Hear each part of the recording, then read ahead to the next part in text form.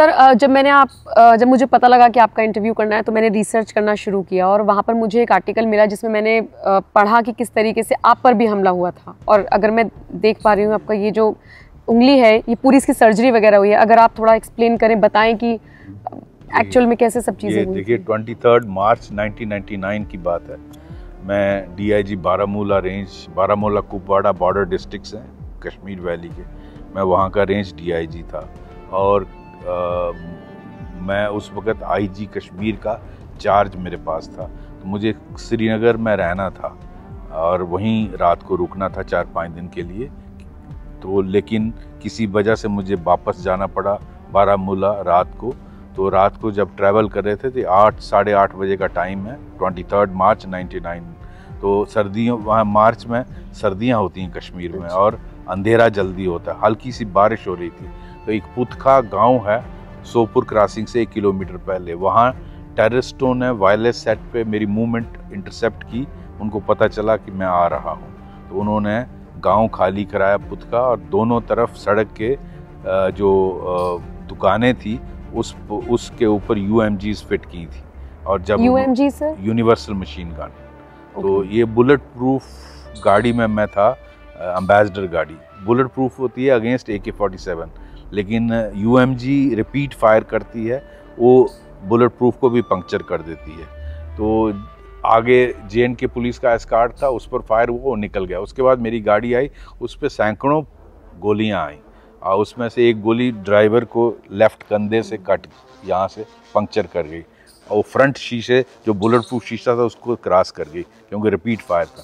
दूसरी गोली आई, उससे ये मेरा हाथ पूरा कट गया, रिकंस्ट्रक्ट किया, ये पिन पर खड़ा है, ये हड्डी शैटर हो गई। तो इसको यहाँ से मांस लिया गया, इसमें 2-3 महीने की सर्जरी हुई।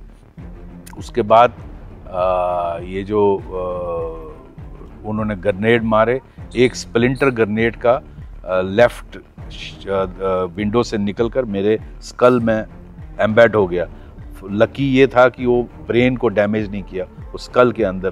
तो मुझे फिर वहाँ से भी, अभी 10 किलोमीटर था बारामूला, तो मेरा एप्रीहेंशन थी कि कहीं ब्लीडिंग से डेथ ना हो जाए। इतनी देर में एक टेररिस्ट मुझे किडनैप करना चाहता था, लेकिन फॉर्चुनेटली वो दरवाज़ा लॉक था तो वो खोल नहीं पाया। सॉरी टू इंटरप्ट यू, ऐसा लग रहा है जैसे कोई फिल्मी कहानी है। हाँ, वो दरवाज़ा खोल नहीं पाया बिकॉज वो लॉक था। तो इतनी देर में मैंने ड्राइवर को इंजर्ड हाथ से कहा कि गाड़ी निकालो यहाँ से, क्योंकि मुझे याद आया सिखलाई में नेशनल पुलिस अकेडमी में बताया गया था, जब भी आपका एम्बुश हो, आपको मालूम नहीं दुश्मन कहाँ है क्योंकि अंधेरा है आपको मालूम, तो आपको वहाँ बेस्ट तरीका है वहाँ से निकलना। तो मैंने ड्राइवर को कहा गाड़ी निकालो, क्योंकि गाड़ी रुक गई थी, क्योंकि वो न्यूट्रल हो गया थी गाड़ी उसके, जब गोली लगी उसका स्टीयरिंग पर हाथ था तो गियर पर।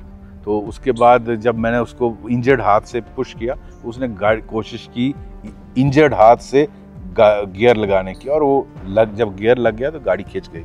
और फिर तो रीइंफोर्समेंट आ गई और मुझे हॉस्पिटल लिया गया, वहाँ सर्जरी हुई। और खैर वहाँ तो इनफैक्ट लोकल एनेस्थीसिया नहीं था, और जिस तरह बोरी को सीते हैं ऐसे सिया उन्होंने। और उसके बाद आर्मी के जनरल आ गए, DC SSP सभी आ गए। उन्होंने मुझे रात को डिप्लॉयमेंट करके 92 बेस हॉस्पिटल शिफ्ट किया, जहां ये मेरा स्प्लिंटर स्कल से निकाला गया। कितना टाइम आपको लगा प्रॉपर रिकवर होने में, क्योंकि ये तो आपकी ऐसी रह गई है ना? 2 महीने। 2 महीने में पूरी तरीके से ठीक हो गए थे।